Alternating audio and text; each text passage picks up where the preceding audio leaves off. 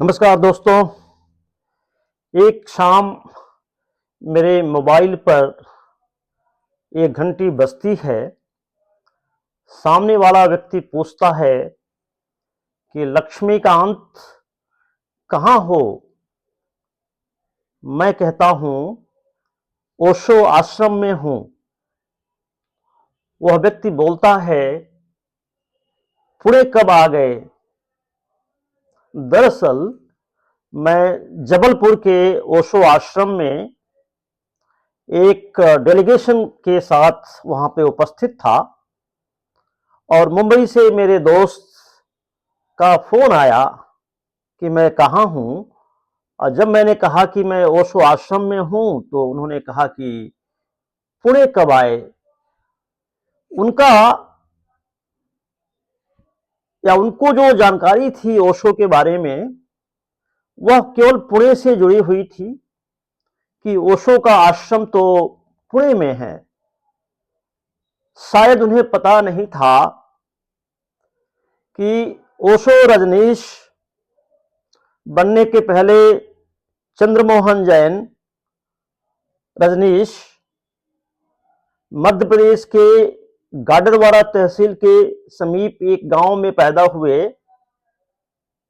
बाद में वे मध्य प्रदेश की सांस्कृतिक राजधानी संस्कारधानी जबलपुर चले आए और उनका जो पूरा करियर था उसकी नींव जबलपुर में ही पड़ी। केवल नींव ही नहीं पड़ी,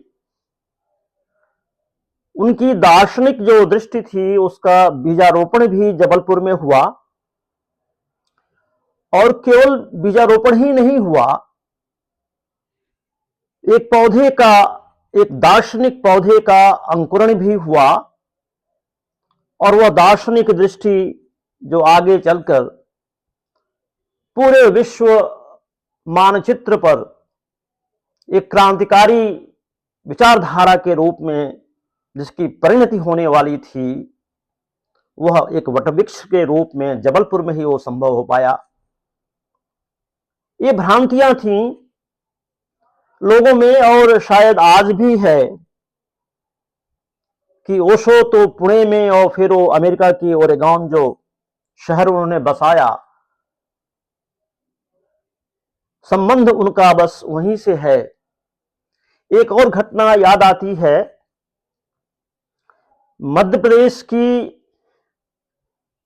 एक एजेंसी है गवर्नमेंट की, पर्यटन विभाग का एक होटल है जबलपुर में जिसका नाम है कल्चुरी रेसिडेंसी। बहुत शानदार होटल है पर्यटन विभाग का। आए दिन वहां पर कोई न कोई आयोजन होते रहते हैं। मैं बनारस हिंदू विश्वविद्यालय भूतपूर्व छात्र संघ का महासचिव था। उस हैसियत से हम वहां पर एक दिन गए। अगले दिन हमारा वहां पे बीएचयू एलुमनाई एसोसिएशन का एक कार्यक्रम होना था, तो उसको मॉनिटर करने के लिए, उनकी तैयारियों का जायजा लेने के लिए हम वहां पर गए।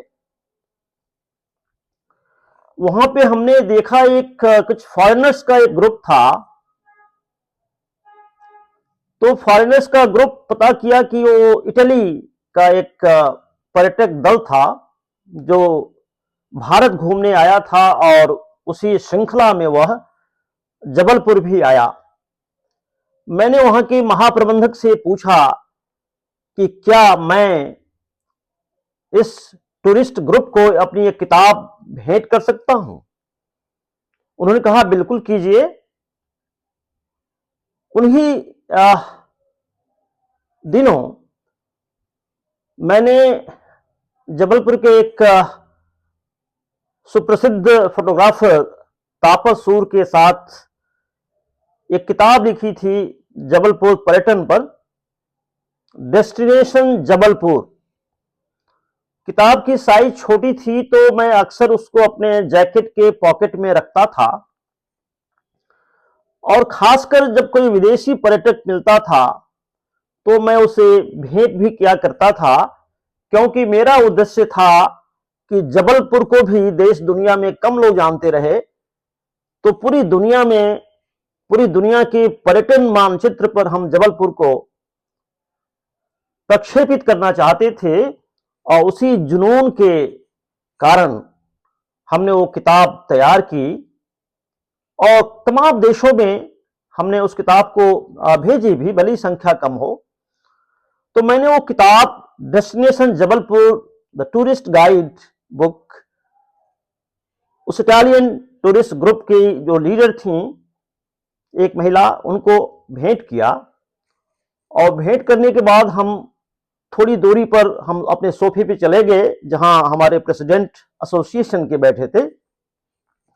हम आपस में चर्चा कर रहे हैं, उसी बीच में हमारी नजर गई उस ग्रुप की ओर।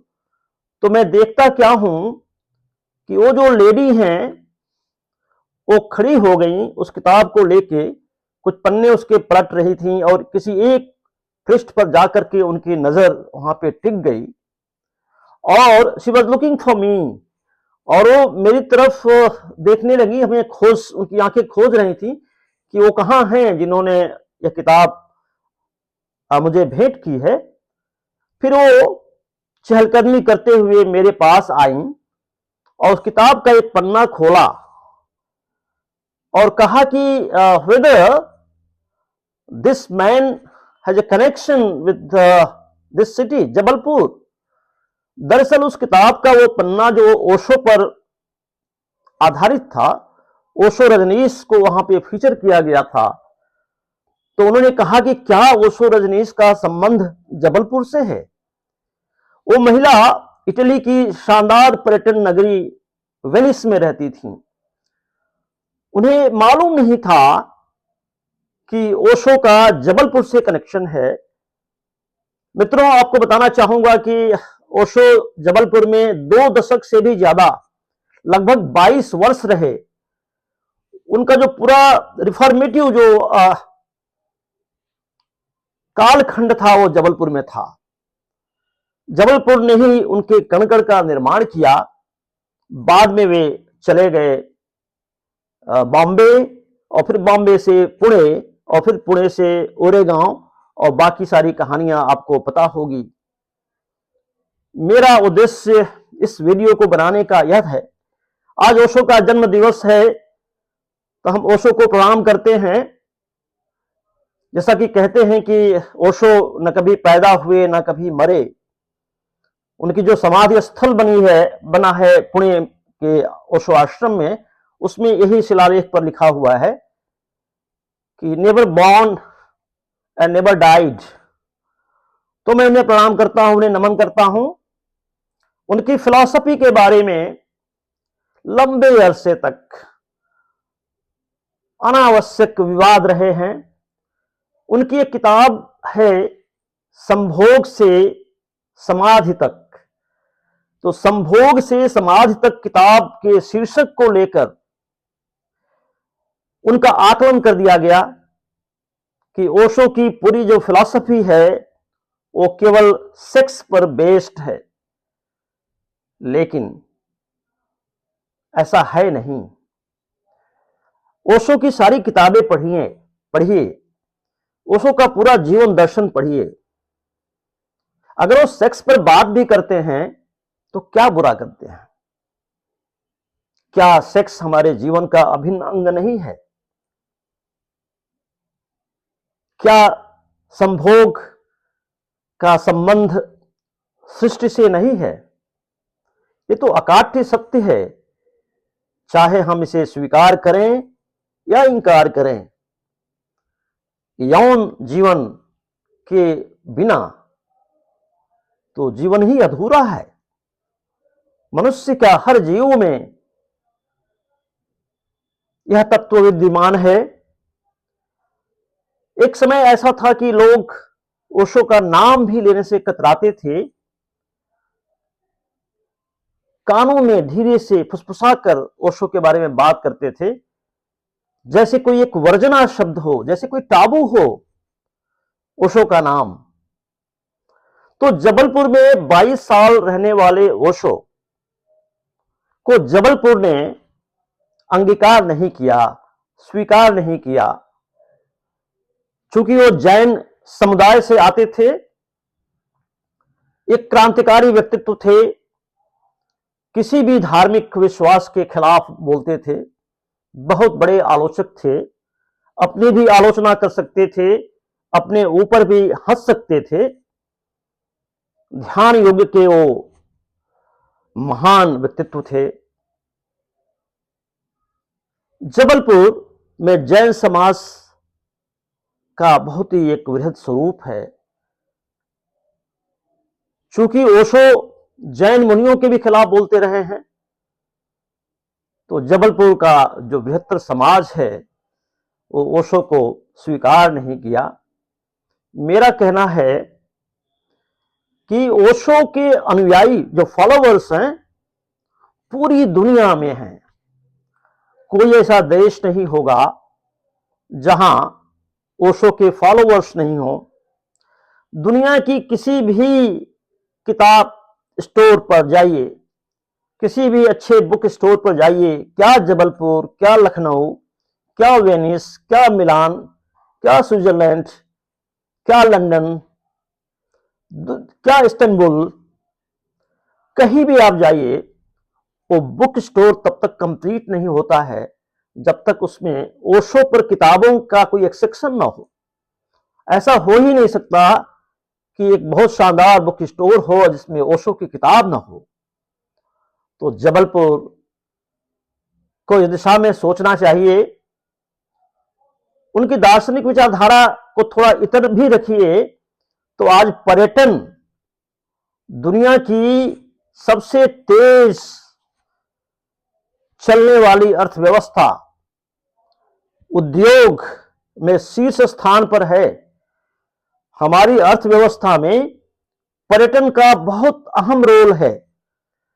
तो किसी भी शहर की अर्थव्यवस्था की रीढ़ को अगर मजबूत करना है तो वहां पर्यटन विकास की बात तो करनी है। आप जबलपुर में जाइए, कहीं भी ओशो का स्टैचू नहीं है, कहीं भी नहीं है। हम ये कहते हैं कि केवल ओशो की ब्रांडिंग करने से जबलपुर का पर्यटन रातों रात बढ़ सकता है। कभी स्मार्ट सिटी लिमिटेड ने एक दीवार पर उनकी एक पेंटिंग बनाई थी, बाद में उस पर भी राजनेताओं के बैनर्स लटकने लगे, उनके बैनर्स, उनके पोस्टर्स वहां चिपकने लगे। कहीं भी ओशो की निशानियां अगर कहीं सुरक्षित हैं भी तो कुछ उनके चाहने वालों ने व्यक्तिगत स्तर पर किया था या किया है। तो ओशो को समझने के लिए ओशो की पुस्तकों को पढ़ना होगा और तमाम तरह की गलतफहमियों को दूर करना होगा।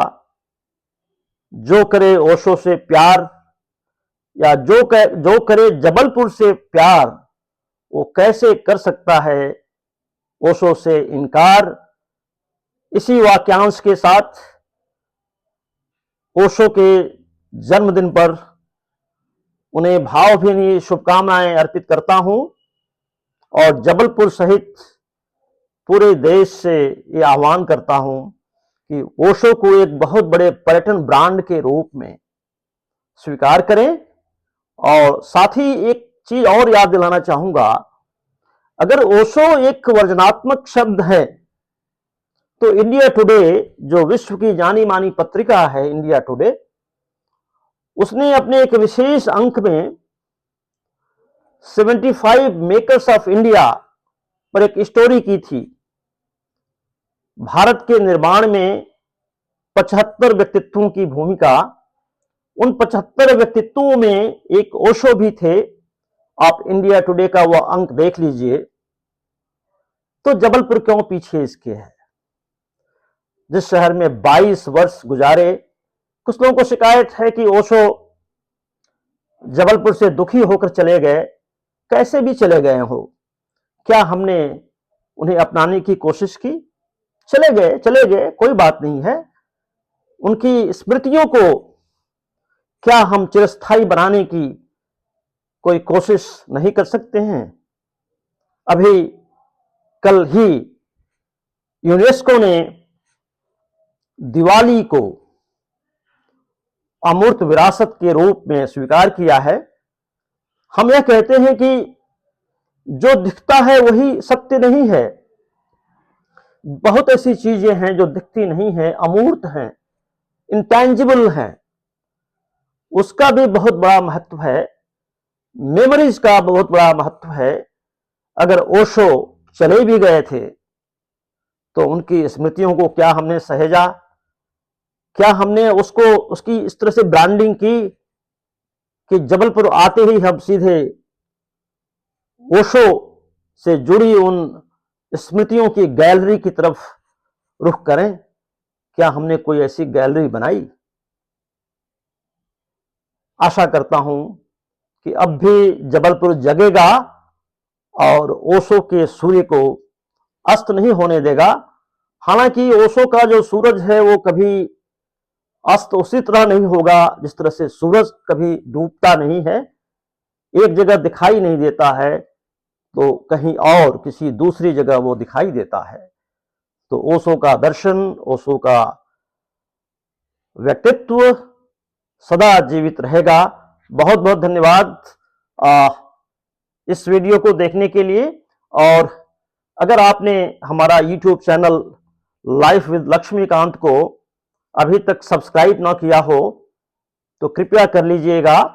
अपने मित्रों और अपने दोस्तों तक, अपने परिचितों तक अधिक से अधिक संख्या में उसे पहुंचाइएगा।